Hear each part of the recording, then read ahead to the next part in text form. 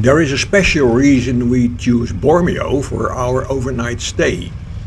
Bormio is only 20 kilometers south of the Stelvio, which is our main goal for today. Steven has been yelling for years that he wants to cross the Stelvio, because the Stelvio is on the bucket list of most motorbikers. Not especially for all the hairpins, there is little fun in that, but for the spectacular views on the summit.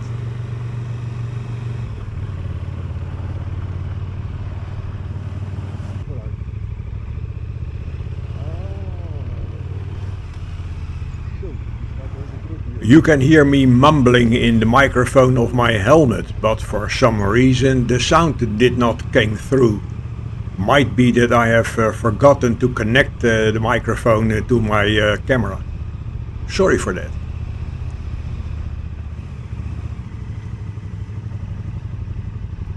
As you can see, it is very busy in Bormio. It's 9 o'clock in the morning and very likely it is a rush hour. So we have to deal with it. No other choice.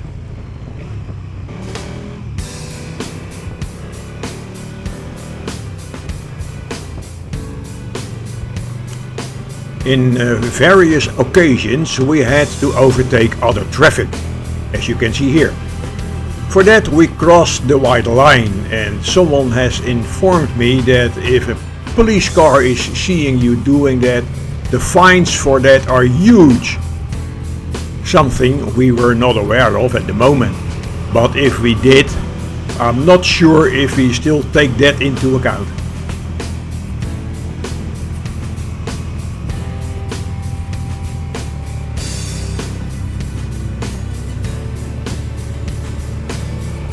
As you can see, we are not the only ones who overtakes crossing the white line. Only thing I can add to that is, don't do that when the police car is driving behind you.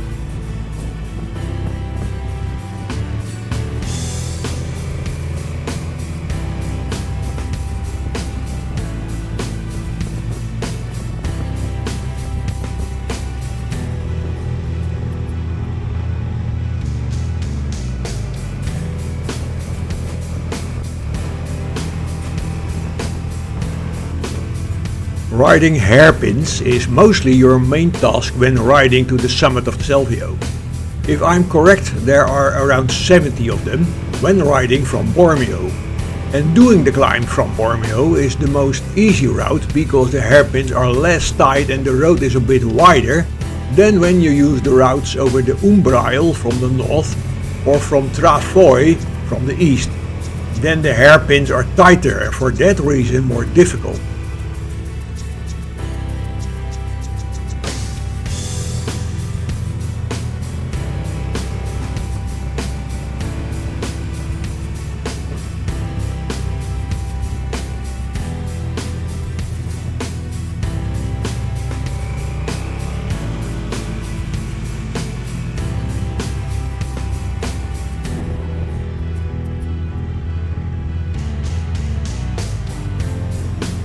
Tunnels with traffic lights, much better.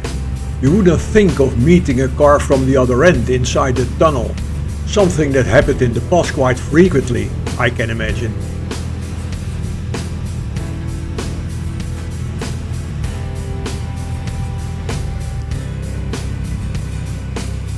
This is one of the more beautiful sections of the climb. Straight ahead in front of me you see the road climbing up the hill as sort like of a staircase with the turns following close to each other. Little higher up it presents you an awesome view over the valley.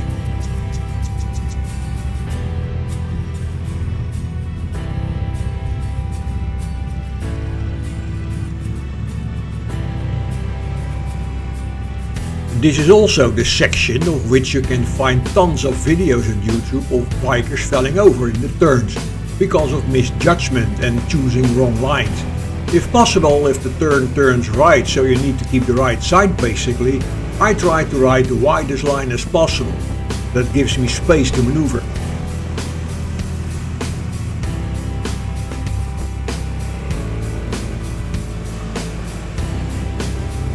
At the top of the staircase, to keep calling it this way, you reach some kind of a plateau above the tree line, a more open valley with no hairpins. It presents you fantastic views over the area. At the end of the road you reach a T-crossroad. Turning left here you drive to the Umbrail Pass. Turning right you will drive to the Stelvio summit itself.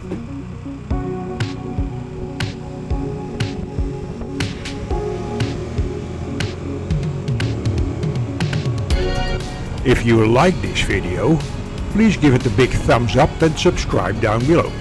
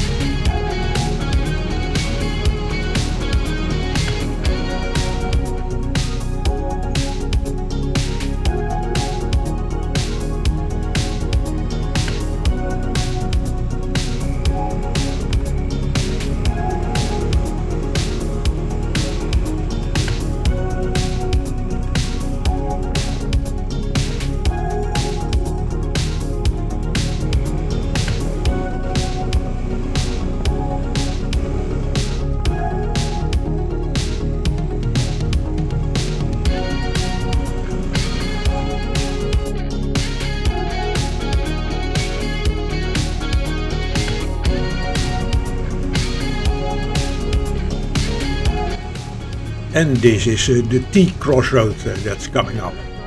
If you go to the left here, then you are driving to the Umbrail Pass, and here what we are doing to the right side is driving to the Stelvio summit itself.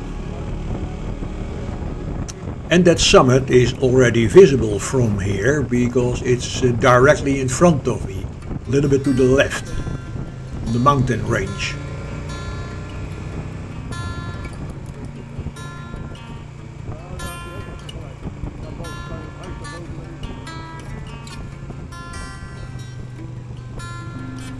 I am riding behind the police car. Noticed the white line?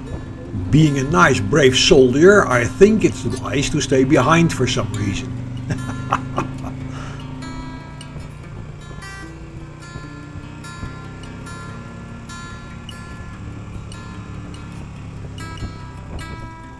And now he is crossing the white line himself.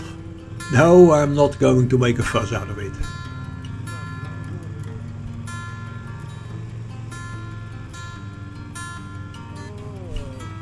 Because it's only 10 o'clock in the morning, it's not very busy right now.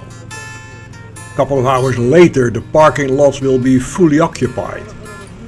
Here at the Stelvio right now I am driving to the other side, because there we have the famous wall at which you will have the viewpoint over the complete valley with all the corners and turns a little bit lower, which is quite nice.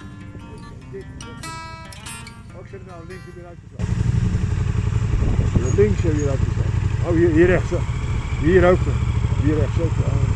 Het ruimte zat. Zo. Nou. Welkom op de Stelvio.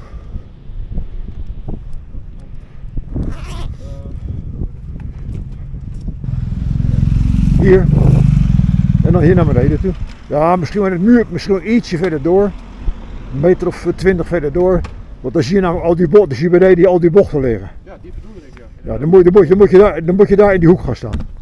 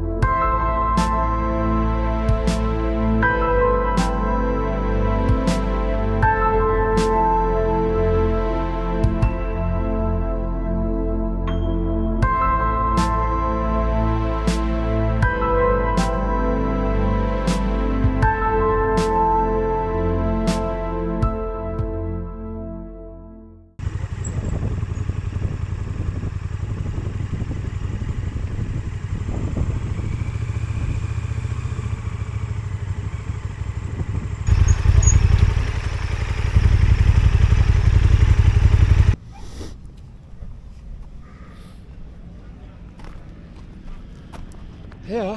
Ja. Ze hebben het nou hier geasfalteerd. De vorige keer dat ik er was het nog grind allemaal. Zo, dat is ook echt niet durven, gek. Nee, dit grind. Dat ook daar. Hier daar ook, ja, dit was het. Dat is pas later gekomen.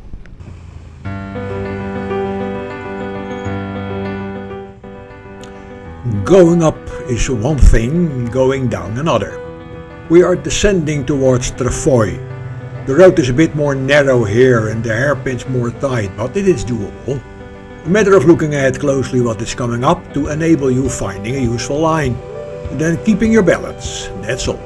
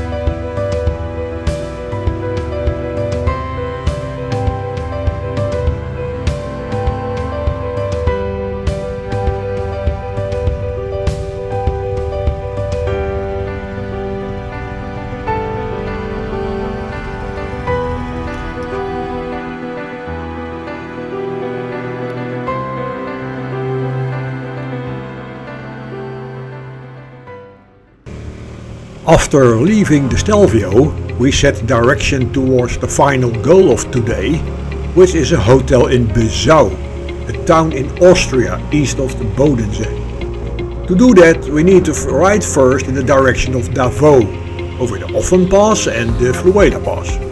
The latter one is once marked as being better than the Stelvio by the Top Gear television show. Of course you can't compare nature, but I can understand their opinion.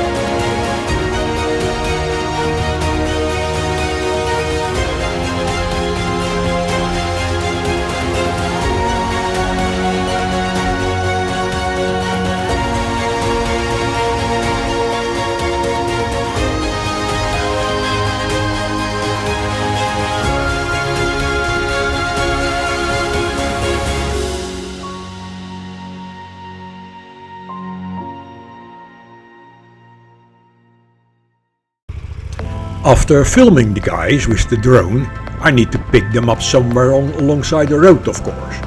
So now it's my turn to ride the Fluela.